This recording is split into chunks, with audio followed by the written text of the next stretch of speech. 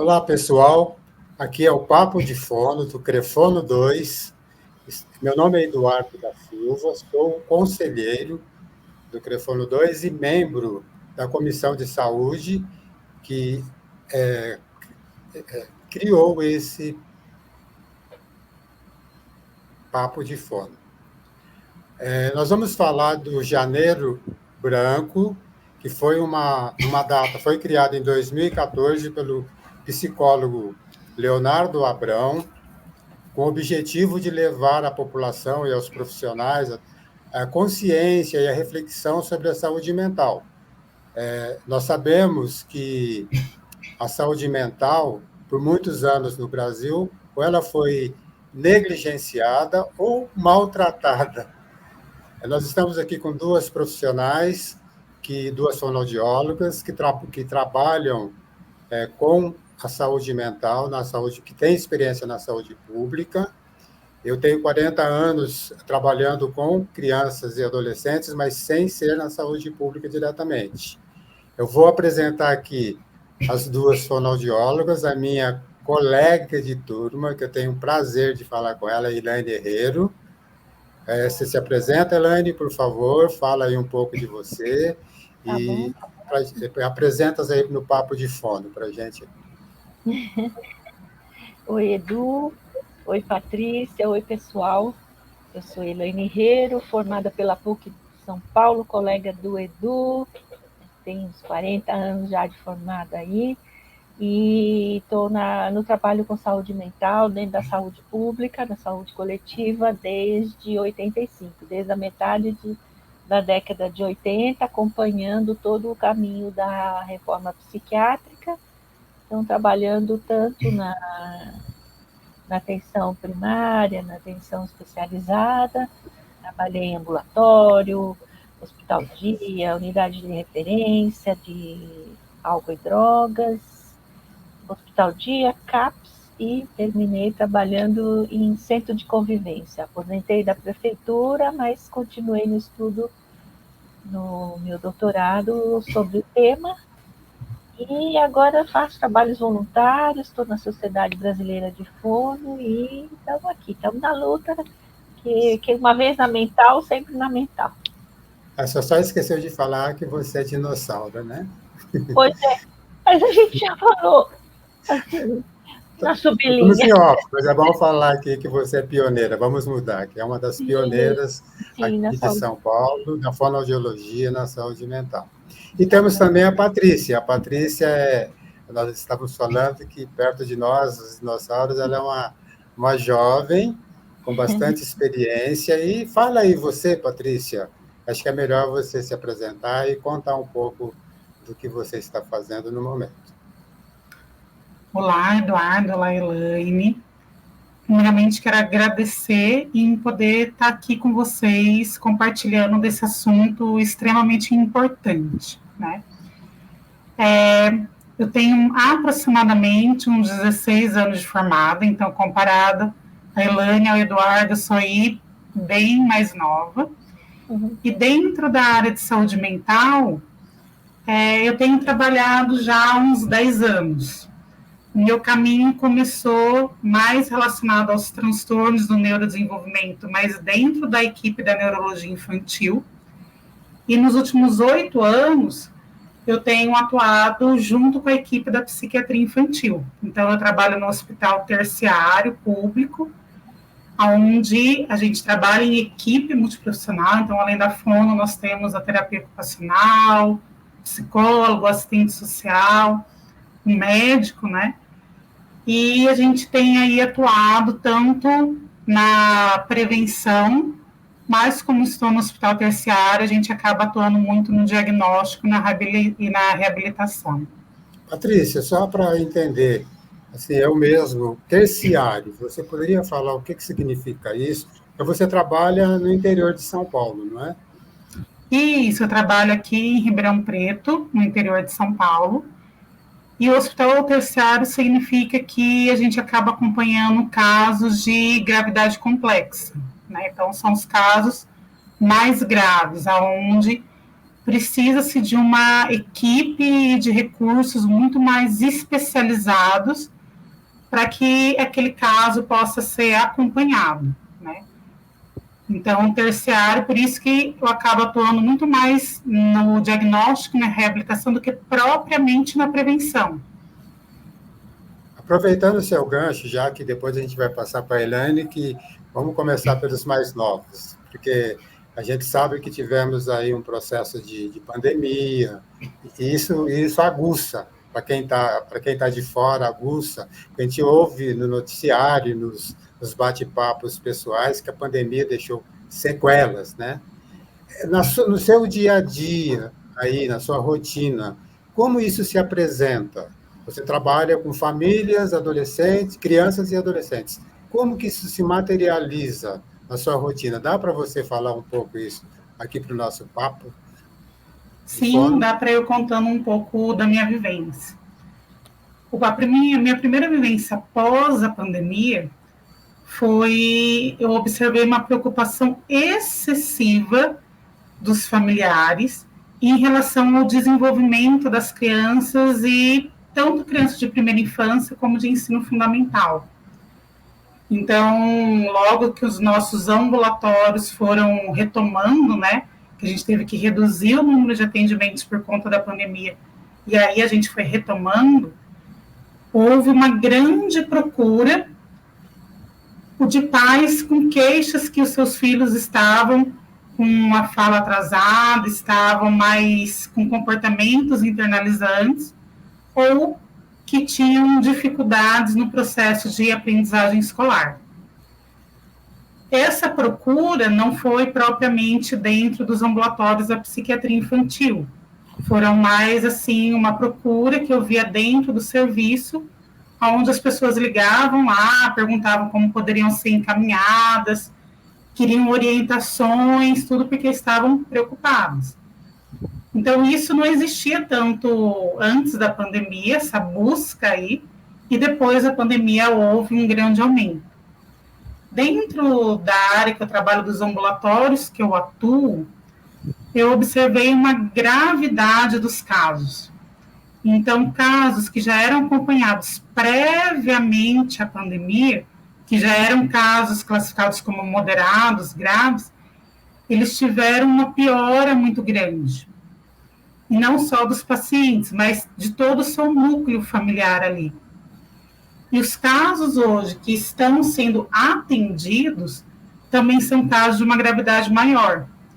Então, o que antes o ambulatório conseguia acolher casos um pouco mais leves, que eu digo, casos mais moderados, onde algumas condutas já conseguia ali trazer grandes mudanças, hoje a equipe ali tem que fazer muito mais movimentos, muito mais coisas para conseguir algumas modificações. Então, pelo menos na minha rotina... Patrícia, você falou uma coisa que eu achei interessante. Eu estou te interrompendo como espectador mesmo. Você falou assim das questões da fonoaudiologia de crianças que chegam, os escolares, né? Crianças que chegam com algumas questões e que a fonoaudiologia aí sim tem uma ferramenta importante. Você poderia falar um pouco daquela questão de sequência lógica, de pensamento? Sim. Quando a gente fala muito em saúde mental, nós temos que falar de desenvolvimento, porque estão interligados, tanto que os transtornos do neurodesenvolvimento, ele está ali dentro do DSM-5 revisado. E quando a gente fala de pré-escolares, a gente tem que ver esse desenvolvimento. E muitas coisas sutis, elas passam. Então, por exemplo, tem crianças que não têm noção de tempo, então elas não têm noção do que de ontem, de hoje, muitas delas não sabem a data do seu aniversário, não sabem que idade tem. E para algumas pessoas isso pode parecer uma coisa simples, do tipo, ela não sabe o aniversário dela, não sabe a noção de tempo, tranquilo. Só que na verdade não é. Por quê? Porque essas questões que parecem básicas, elas são extremamente importantes para o desenvolvimento da criança. Então, depois, quando ela precisa narrar o que está acontecendo com ela, contar o que aconteceu na escola, ou ela vai aprender a ler, escrever e vai construir um texto escrito, ela tem que ter essa noção de tempo. Então, várias coisas simples que hoje acabam sendo pouco observadas e pouco estimuladas, elas trazem aí um grande impacto no desenvolvimento da criança. E a fonoaudiologia, especificamente, pela própria prática clínica, que entra nesse processo aí, né, de pensamento, linguagem, ela faz parte das nossas ferramentas, não é? Conhecimento. Sim, sim. E quando a gente fala da área da linguagem dentro da questão da saúde mental, a gente não está falando só da criança falar corretamente, da criança aprender a ler e escrever, mas ela conseguir fazer uso dessa linguagem para ela também conseguir se expressar. Expressar, sim, quando eu digo, tipo, expressar o que ela sente, conseguir compreender o que ocorre com ela e poder comunicar para o outro. Porque, sim, nós temos muitas dificuldades que, às vezes, as crianças não conseguem comunicar, né? Tanto que, por isso, existem várias ferramentas. Mas a comunicação e a linguagem são extremamente importantes. E, assim, passando um pouquinho a Elaine, acho assim, que é legal a gente fazer essa dobradinha, porque a Elaine, como pioneira aí na fonoaudiologia, na saúde pública aqui, a Elaine também tem a questão que ela trabalhou com a primeira, a segunda e a terceira idade, né? A gente sabe que a base de tudo está realmente na primeira infância. A primeira infância é básica para o desenvolvimento, não é teoria, né? A gente vê isso na prática, na própria família da gente. Elaine, essa trajetória toda aí, a Patrícia falou um pouco assim, do desenvolvimento. Você que teve essa experiência pioneira aí, como que foi isso e como que você vê a terceira idade, que você lida com isso também, né? Você poderia complementar como se fosse uma linha do tempo aí para a gente. Sim. Legal, Patrícia.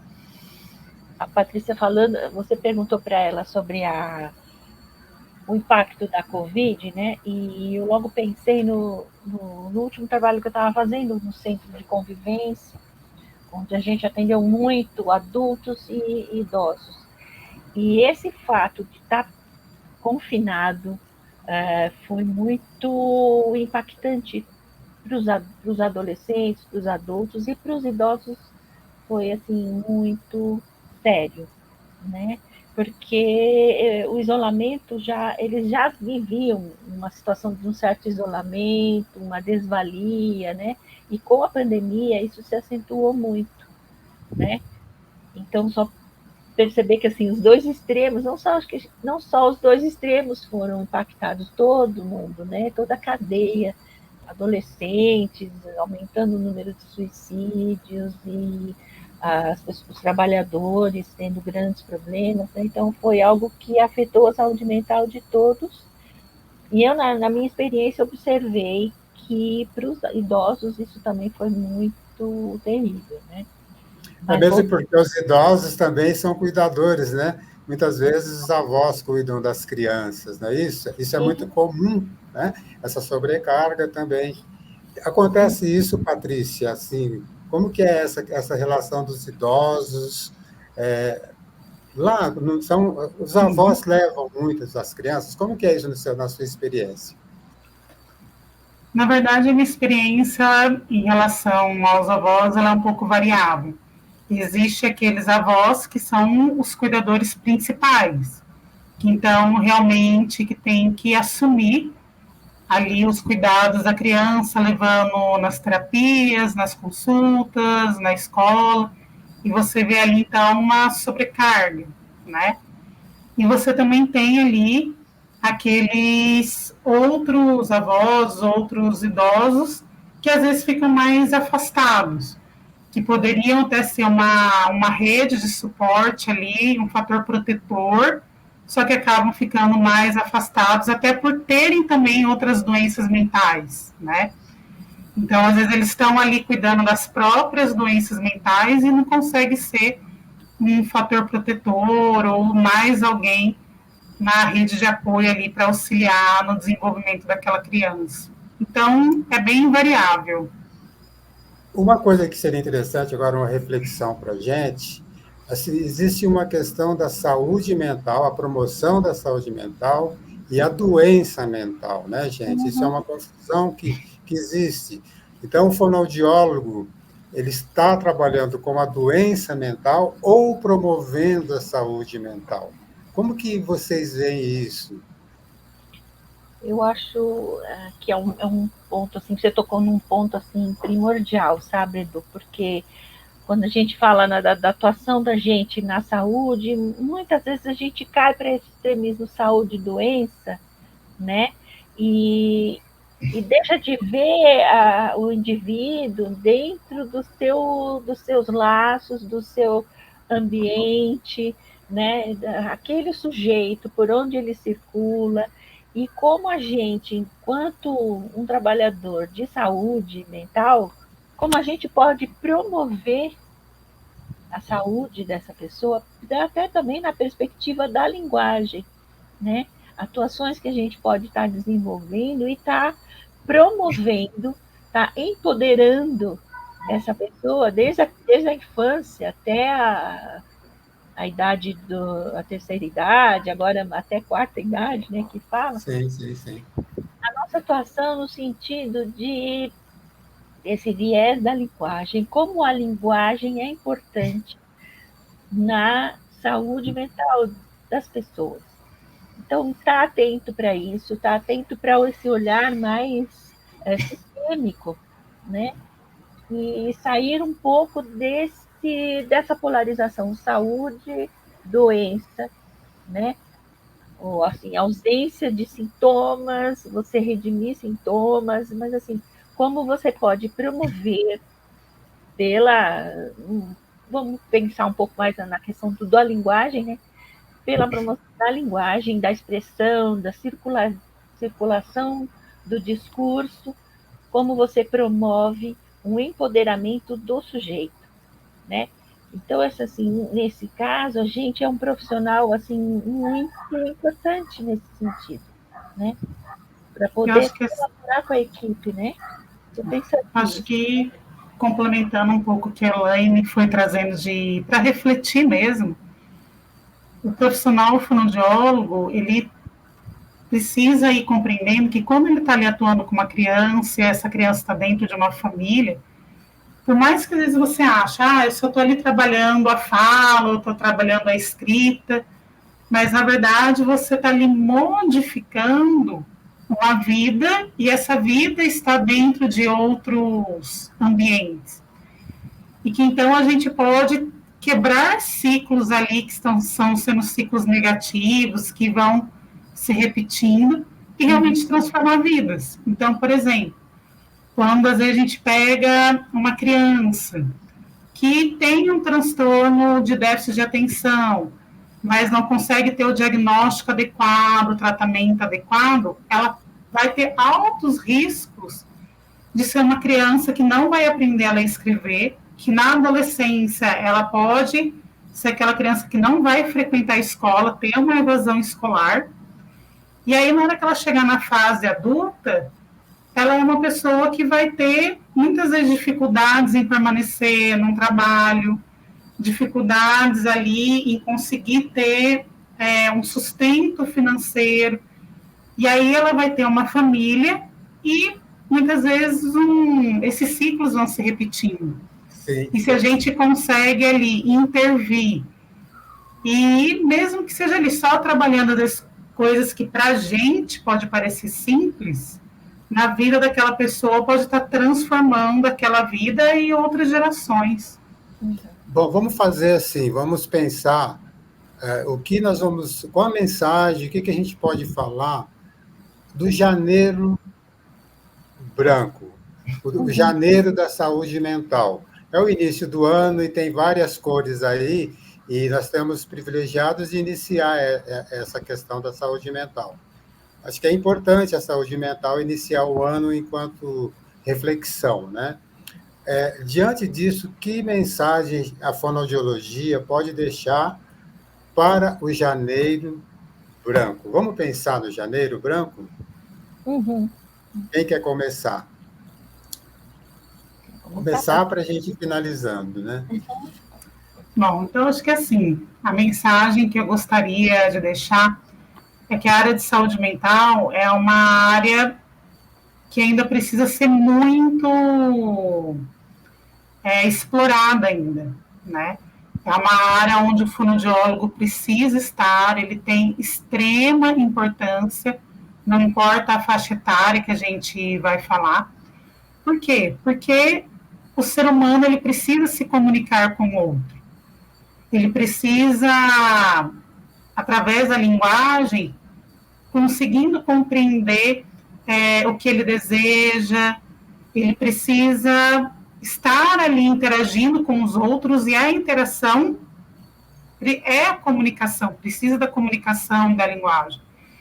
Então, a minha observação é que eu vejo que, às vezes, muitos fonoaudiólogos tentam evitar um pouco ali a área da saúde mental, né?